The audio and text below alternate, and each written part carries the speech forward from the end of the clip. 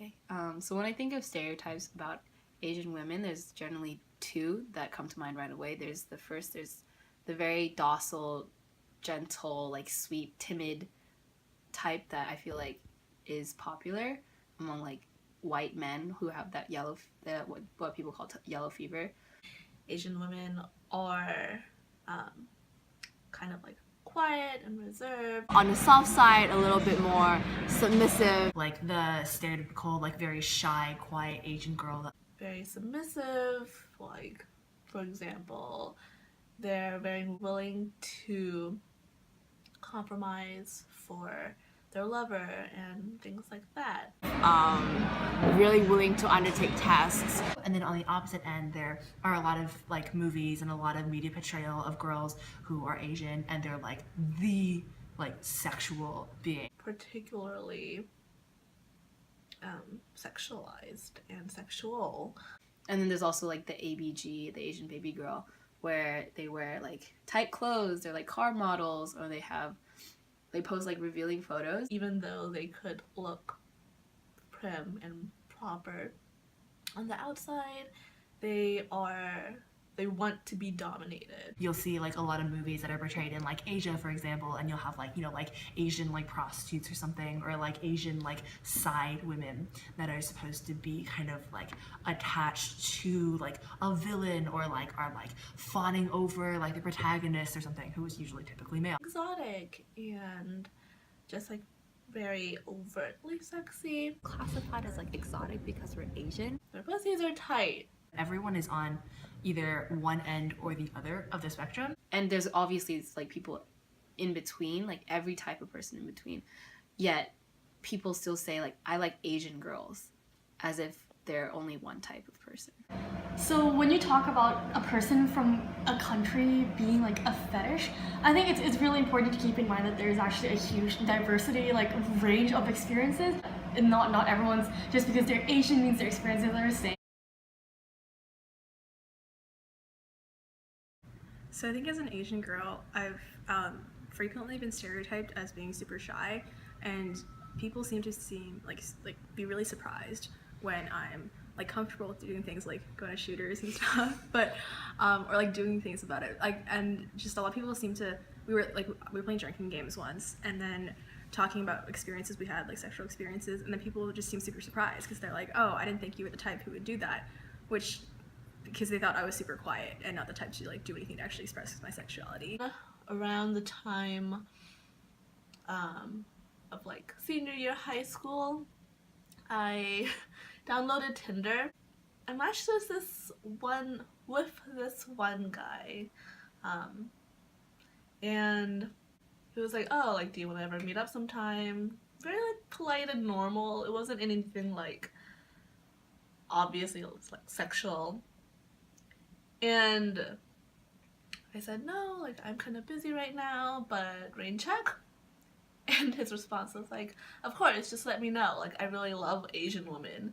On Tinder especially, I've gotten messages that have said, wow, like I need a ling-ling in my life. I need like an Asian woman. I need someone who's willing to be taken care of, who needs to be taken care of. And some people actually did have on the profiles like, oh, I have yellow fever, or oh, I like this woman, or like this kind of woman. It's like I like Asian women. Wow, like you're Asian, that's great. Like that's all I want, like is an Asian woman. It was just like, all Asian women? What do you mean by that? And that really plays along the lines of an Asian American woman, or just an Asian woman truly, who is submissive, who is complacent, who feels the need to have someone dominate her, who can't be a leader herself. And those are things that I've experienced in my own life. Because I grew up in Hong Kong, I never really noticed how Asian stereotypes affected how I date and meet people romantically. It wasn't until I came to America, a much more racially diverse place, that I realized that my race actually played a role in how people view me romantically, and then how I like choose other people. At this point in my life, I've become very like, not jaded, but incredibly cautious of if people are interested in me, because of my race. For me anyway, I always had the suspicion that if a non-Asian man was dating me, it had definitely something to do with my race. And like over the years, like as a senior now, so I've been in America for 4 years and have dated and met people. I've become a lot more cautious about dating non-Asian races than I used to be because I've become so negatively aware of how they might view me and project stereotypes upon me, so I've become more comfortable dating within my own race, just because I feel like I have to worry about that less.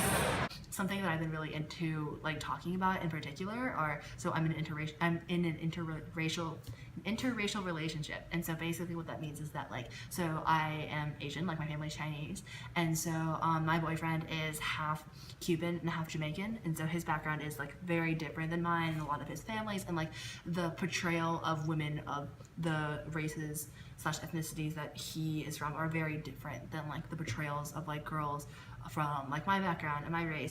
So recently I have encountered a really interesting incident that I'm doing a psychology test for personality test for my psychology class, and then it basically asks you to rate yourself about your personality and also ask several friends to see how they perceive you. Like they answer this question as if they were you.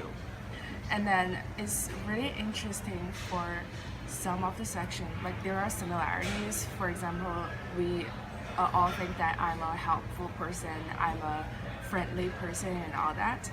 And there are like really big disparities, especially in, there's this section called dependent.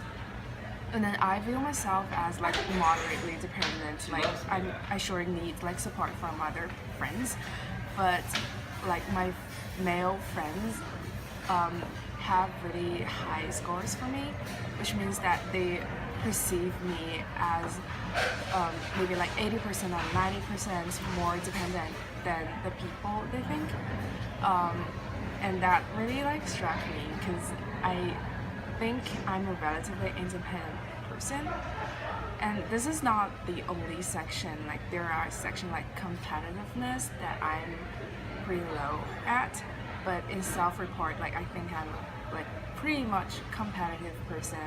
My male friends think that I'm more of a follower, and then they're thinking that I'm like super uncomfortable under any conflicts. I would like to avoid argument or conflict at any cost. And I think that definitely is relevant to my gender as a female and my race as an Asian, because that's two of my most important identities. You know, like Duke as a whole is like diverse, but we're kind of split into like the Asian community, the white community, the black community, the Latino community. It's like very interesting. We're diverse but not integrated. So then like if you do interact with people like from like a different group, a lot of times it's like you don't really know what to think, because it's either like maybe they're interested in you because like you're an Asian group and they want to do like something with you because you're an Asian group, or like if they actually just want to do something with you as like a friendly, like, you know, as people like getting to know each other and stuff like that.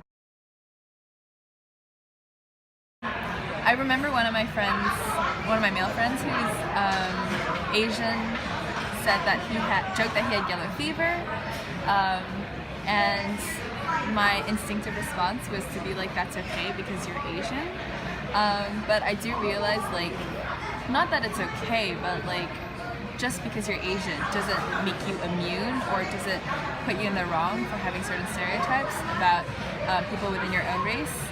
A lot of my friends, guy friends, who say that they honestly have yellow fever, and they're very biased towards Asian women. They always are against the fact that, why do you think about like pursuing long-term career? Why are you not thinking about marriage all the time? And it's very rooted in the Chinese, in the Asian culture as well. You're expected to marry before you're 30, or else you're gonna look down against, and in like Chinese culture, they have like words for people who are not married after 30, and it's pretty demeaning. But my point was just that I do think stereotypes against Asian women and men exist within the own Asian community and can be